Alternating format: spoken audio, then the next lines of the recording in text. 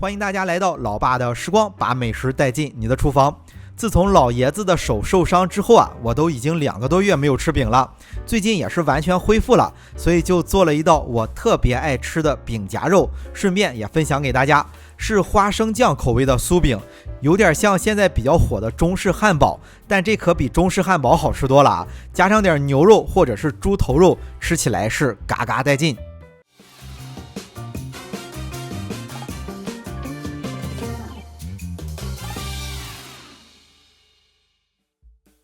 首先来和面，做饼的话材料比较简单，就是600克的水，天冷用温水，夏天用常温，水中加入10克酵母，先简单搅拌一下。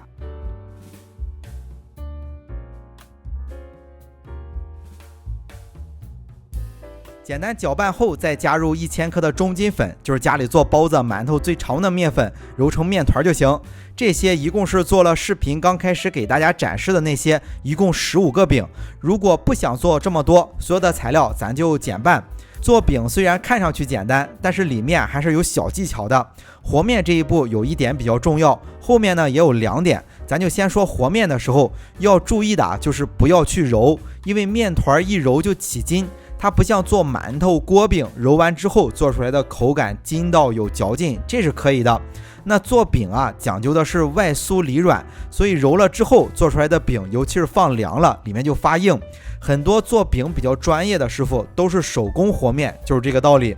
面团呢，咱们只需要简单的和一和，用手揣一揣，只要面盆中没有太多的干粉，哪怕面团看上去很粗糙都没有关系，这样也不累，几分钟就搞定，然后盖起来就可以醒发了。面团是醒发到2倍大，面团的含水量比较多，手上和案板上多抹点油，面团也不用揉，就直接做，直接把面团摊成有1厘米厚的面饼。做饼的这一步的重点啊，就是不要反复的去拿捏这个面团，拿捏的次数多了，做出来的饼就不松软了。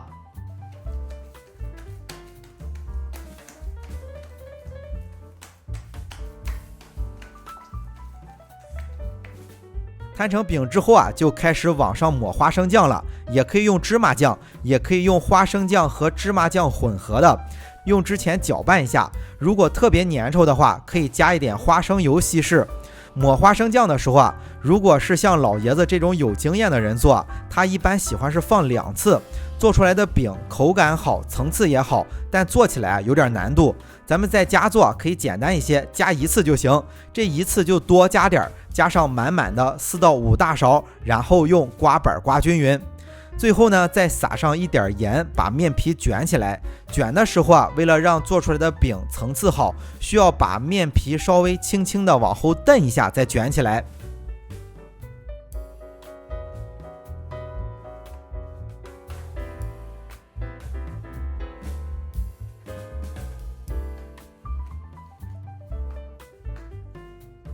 卷起来之后啊，就分成15个左右的面剂子，分好之后，把2次的断层压在中间，就像叠被子一样，擀一下叠起来，可以蘸上点芝麻，这样就做好了。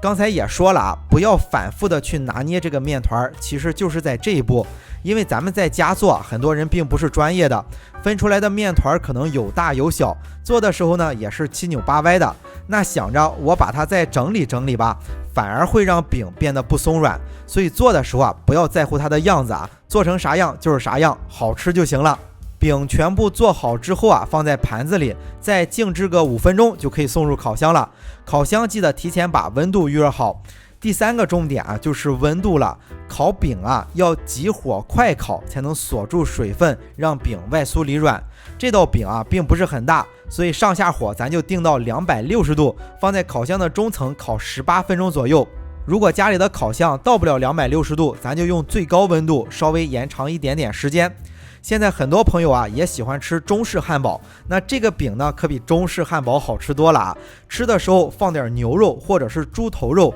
我的话一顿饭能吃3个，嘎嘎香。好了，为了方便大家去记视频中所需要的材料，视频下方的备注栏或留言区有文字版的配料，有问题可以在留言区留言。大家如果喜欢老爸做的美食，记得帮忙关注点个赞，谢谢大家。那今天的这期美食到这里也就结束了啊，也祝大家生活愉快。